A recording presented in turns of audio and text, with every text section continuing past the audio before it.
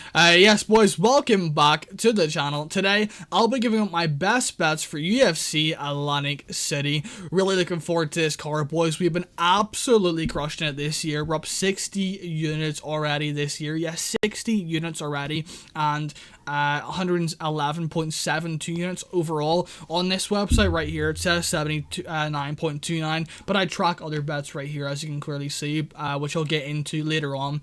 But firstly, boys, we have some big plus money round props on this card, some big plus money lines on this card as well, so really looking forward to this card, boys. Not going to be breaking these fights down like 5 minutes per one, obviously, because we'd be here until about 12 a.m. at night. So let me just break these down like 30 seconds, give you my opinion on the fight, give you my opinion how I see these fights playing out in like a quick 30-minute breakdown of all these moneyline bets and round props that I'll be showing you. So here are my bets, here are my moneyline bets that most of you guys can teal, because these bets right here, you're going to need to teal these on Bet365. Some of you guys don't have access to Bet365, so you are kind of limited to what you can bet on this page, obviously, if you don't have it in your region or whatever. So yeah, our first bet is going to be Erin Blanchfield taking on Manon Fiorot. I like Erin Blanchfield in this matchup. She's like the Marab of women's WMMA.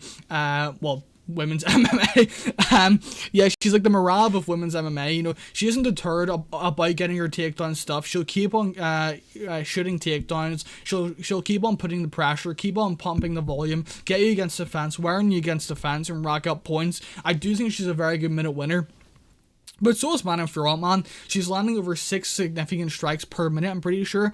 Manon Fiorot, but I think her cardio over the 25 minutes is going to be a problem here. As shown in her last fight, she kind of slowed down. Her lateral movement, though, could cause Erin Blanchfield problems early on. So I do think Erin Blanchfield live is a good spot for you guys. I think that you could potentially get her plus money after the end of round 1, or definitely at the end of round 2 for sure. Because I just think that Erin Blanchfield over the 25 minutes is going to be able to get to Manon Fiorot eventually and get her to the ground and potentially find a submission in the later rounds. So I do like Erin Blanchfield by submission round 4. Our next bet is going to be Joaquin Buckley taking on Vicente Luque. I like Joaquin Buckley in this matchup. I think his power advantage, and I think that Vicente Luque's chin is going to be kind of suspect in this fight, man, after that Jeff Neal damage he took. I actually bet Vicente Luque in his last fight against, who was it? RDA, RDA was landing on him, dude, and Vicente Luque just looks scared to be hit. And I think against a guy who's dropping down from, he has dropped down to 170 from 185 pounds, and who was KOing guys at 185 pounds, is going to be able to crack him on the chin here. And I do think that Joaquin Buckley's movement and the way he covers distance in this fight is going to be very good, because he can avoid, the kicks of Vicente Luque, in my opinion, with the movement, with the, the in and out movement, the way he's like very good on the outside as well with his taekwondo. So I do like Joaquin Buckley in this matchup to find a second or third round KO against Vicente Luque in this matchup. Our next fight's gonna be Chris Wyman. No one agrees with this shit, even though a lot of sharps are playing Chris Wyman, which I'm happy to see. But yeah, Chris Wyman taking on Bruno Silva. I think Chris Wyman's going to be able to get this guy to the ground, get this guy to the floor, and get this submission in the second or third round. Bruno Silva has been susceptible to getting submitted in his throughout his entire career, man. 8 submissions out of his 10 losses coming by, or 8 losses coming by submissions, or 7 losses, something like that. So very susceptible to being submitted, and I do think that his takedown defense isn't the best, and I think we kind of overrated Bruno Silva, right? This guy was 3-0 in the UFC, right in like 3 KO wins, but I think we've kind of understand his level now. He didn't fight the best level of competition coming into the UFC. Turman, Sanchez, and who else was it? There was someone else as well, and they're just not very good, man. I think that Turman has improved since then, but the level of competition he's been fighting, man, and his wins haven't been great. And that Brad Tavares win was a bit of an early stoppage in my opinion. So yeah, I do like Chris Wyman in this matchup to get the takedowns, to get on top, and survive that round 1 against Bruno Silva and submit this guy second or third round. Our next fight is going to be Cedricus Dumas taking on their Sultan Ruziboyev. Yeah. I'm gonna get a lot of shit if I lose this bet, because I've been talking shit all week. Well, not really talking shit, but I've been saying, like, you know, I'm not high on Brizoboyev whatsoever. I mean, look at this, a 2.5 unit play and a plus 225 underdog. You're probably saying, yo, your unit sizes are too small, in terms of like dollars, obviously. But no, this is just, I'm laying 2.5 here, man. I really am. I'm not high on Brizoboyev whatsoever. I think this guy's a bit of a fraud in his last fight. You know, he looked pretty good, but I just don't think that's how it plays. Like, you know, 8 out of 10 times, man. I think that Hulk smashes that guy most of the time. I think that he just caught a kick, landed a good shot on him, good 1-2s on the pipe, but I think that Cedricus Dumas is going to be the better striker here. I think he can get on top in this matchup. Yes, Brizoboyev is dangerous off his back with Kimuras, but these guys, man, he's facing. I mean, anyone in the comments, name me a time someone's got a Kimura off their back, albeit in the UFC.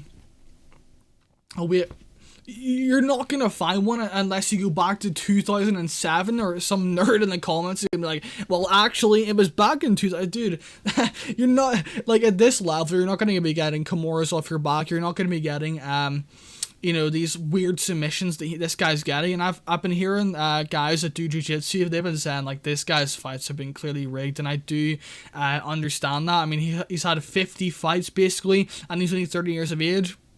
Like, tell me some of them are not rigged, bro, on the Russian, you know, kind of regional scene. Obviously, some of them are going to be a bit fishy on his record for sure, but I do think Cedricus Dumas is going to be the better striker, man. He's more tactical on the feet. I think he's more defensively sound, and he will have the better cardio. You're probably going to be saying Dumas has pretty bad cardio, but it's not terrible, man. It's not absolutely horrible compared to Brizoboyev, who's 2-6 in decisions on regionals. So yeah, this guy's a finisher, man. This guy's round 1 or bust in this matchup, in my opinion, Brizoboyev. This breakdown could look pretty stupid, because obviously, if Brizoboyev wins, it's going to be in the first round, so it is what it is. But I think that Cedricus Dumas is going to be the side here at plus 225 all day. Give me that every single day of the week, ladies and gentlemen. Our next fight is going to be Rhys McKinney taking on Chidi and Dakova. I like Rhys McKinney in this matchup, man. I think that he is going to have, you know, the way better cardio. I think he has the way more heart. I think he has the way better chin in this matchup. And Chidi and Dakova dropping down to 170 pounds for the first time in like 7 years, since, you know, saying it caused permanent damage when he used to fight at 170 pounds, and he said his insides hurt to make 170 pounds. And I think a guy like Rhys McKinney is going to be able to survive that very dangerous round 1 and be able to pick up the pace and finish this guy in the second or third round with his strikes, or potentially get a submission. I don't actually mind a submission play, you know, a big number, but I'm going to go with a TKO to be safe, obviously, in the second or third round in this matchup. I got, you know, very good odds on him, plus 187 and plus 170 for 2 units overall. So yeah, very happy with the number I got there. Our next fight is going to be Dennis Bazooka taking on Connor Matthews. Dennis Bazooka, man, he's just a better fighter, man. More well-rounded, better cardio, solid wrestling to even get on top in this matchup. But I do think that Connor Matthews is tough. He is a guy that will be in there for the entire 3 rounds, and I think both of these guys are pretty tough overall. You know, both kind of junkyard dogs, but I think that Connor Matthews doesn't have the best striking, doesn't have the best cardio. I think that Dennis Bazooka will be able to win this fight in that area. Oh my gosh. I didn't take a breath there. Victoria Dakova taking on Melissa Gatto. I think that Victoria Dakova is going to be landing the harder strikes. She'll be landing the better strikes. And I think that Melissa Gatto, if she gets this fight to the floor, she is going to be very dangerous. Taking a girl's back like Tracy Cortez is very impressive. But I think that Victoria Dakova is the way better striker, man. Melissa Gatto throws a lot of her shots with, you know, arm punches, man. A lot of it's just arm punches, and I think that that's not a very good sign in my opinion. I think that Victoria Dakova is going to be the crisper striker. I think that she could potentially get on top with a takedown, but I do think that it is kind of risky, to be honest, shooting takedowns against Melissa Gatto, because she is going to be the smaller girl. She could potentially get reversed from bottom position, but I think that Victoria Dakova is going to be the better fighter in this matchup, and I do like her on the feet here. And then our parlay, Ambrose is better, man. Ambrose is so much better. I think that on the feet, he's going to be able to catch and nail Landwehr when coming in. Nate Landwehr's a guy that will, pressure forward, gets better as the fight goes on, gets better after being hurt badly. But I think that he doesn't really doesn't really change many angles when coming in. And I think that Ambrose is going to be able to time him when coming in with his straight shots, with the range that he has, the range that he possesses, and clip Nate Landwehr on the chin and find a TKO win in this matchup. If Nate Landwehr somehow survives, I mean, this guy gets better as the fight goes on and gets better after being dropped, which is like one of the weirdest things I've ever seen. But yeah, I think that Jamal Ambrose is the better fighter, man. And at minus 200 with Loughran, I do like that. Loughran's going to be the better fighter, man. I think that he has the potential to get a finish in this matchup with the wrestling, with the grappling. But I'm just going to, parlay him up. Minus 334. He's like minus 400 now. And yeah, I just like him at those odds, to be honest. With a safe parlay piece, just give me a just win type parlay. So yeah, our next fight's gonna be. Sorry, I was just thinking about something. Godinez. People are gonna say, "Well, why are you doing that? Like, it's a woman." But Verna Jandiroba, man, she gasses as the fight goes on, and I definitely could see Lupita Godinez putting on Verna Jandiroba and potentially getting a TKO in the second or third round. Lupita Godinez is such a hard woman to take down, and I think that Verna Jandiroba is going to be having to, work really hard for those takedowns, and she doesn't have the best cardio already, and, if she's having to work really hard to get those takedowns, she's going to be really gassed. And as we've seen in her last fight against Marina Rodriguez, I mean, she was dead at the end of round 3. I mean, another, 3 minutes, and she probably would have been finished in that matchup, so yeah, I do like Lupita Godinez by TKO. I mean, it's probably not going to happen, but it's a good plus 4,000, plus 2,200. I do like those odds, man. Burns round 1, his only win condition, man. That's the only way he's going to win this fight, man. Yeah, I'm not even gonna break that down, brothers. There's no point. If you guys want a more detailed breakdown on these fights, go just look on my channel. Flick through it and you'll see all the breakdown videos. McKinney round 2, I already explained that. Round 3, if he survives round 1, he'll be able to get this guy out of here in the second or third round for sure. Wyman by sub, love those odds. Plus 3,000, plus 2,000, round 2 or 3. Yeah, very good. Like I said, Buckley, I love those odds as well. I think that Luque's chin is a bit suspect at this point in his career. And here's our last actual 2 bets that I want to explain. So Petroski, scorecards equals no action. This basically means if Petroski loses by decision, I'll get my money back. If he wins by decision, I'll get my money back. So I don't mind this. I love this bet, man. He just can't get finished. That's all the only way I'll lose my money. And I don't think Malott is the guy to finish a guy like Andre Petroski, who is pretty durable. Yes, he got TKO'd in his last fight against Michel Pereira, which wasn't the best sign, but Petroski is a guy that is pretty tough. I think that he has the cardio. His cardio is going to be kind of suspect to Jacob Malott, which is why I'm going to pick Jacob Malott to win this fight by decision. But I think he has the cardio, enough cardio to survive on the ground, and his wrestling is pretty good. I'm pretty sure he wrestled in college, and his submission grappling is very dangerous, man. So, and his power in the feet, Jacob Malott doesn't have the best chin, so I do think that I love the value play, man. I'm pretty sure it's minus 120 now, so yeah, even at mine, I will line that minus 160, man. I just don't see how he gets finished by Jacob Malott here unless he's completely dead gassed and Jacob Malott just finishes him in the later rounds or something. But yeah, our last bet here is gonna be I already shoot a bet here. Yeah, it's on the screen, damn. So here's one of my bets for next week. Love that play, by the way. I'm not gonna actually go through that, by the way. But yeah, I'd get on that quick. He'll probably go up to minus 300, no joke.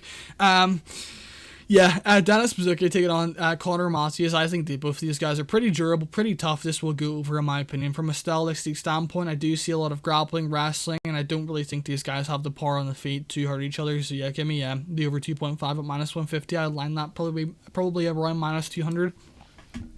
Our last 2, sorry, my mouth is so dry, boys. If I'm slobbering everywhere, it's my mistake. I mean, I've been trying to how'd I say this without sounding weird, wet my mouth the entire day. So yeah, these bets right here, boys, these bets are only on Bet365. These are the most profitable bets you will find in MMA. Our last event, we actually lost like 4.8 units, but it is what it is, man. We kind of got unlucky our last event. I mean, that went over by one.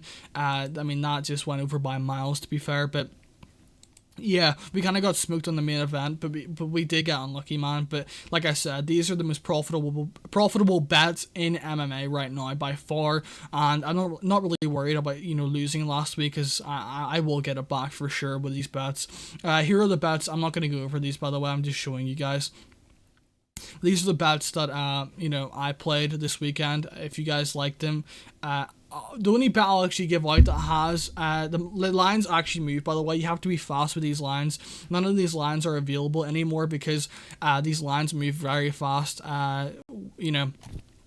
Because obviously people are betting them. Sharps are getting in.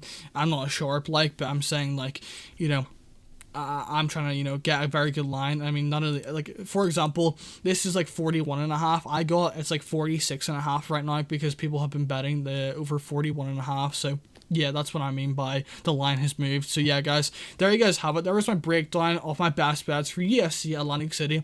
If you like this, hit the like button, hit the subscribe button. I do these every single week for you guys. Break down all of the cards, give you my predictions, and yeah, just trying to give you guys the best possible content out there for MMA betting. So if you like this content, hit the like button, hit the subscribe button, and I will see you guys in the next one. Have a good day. Peace.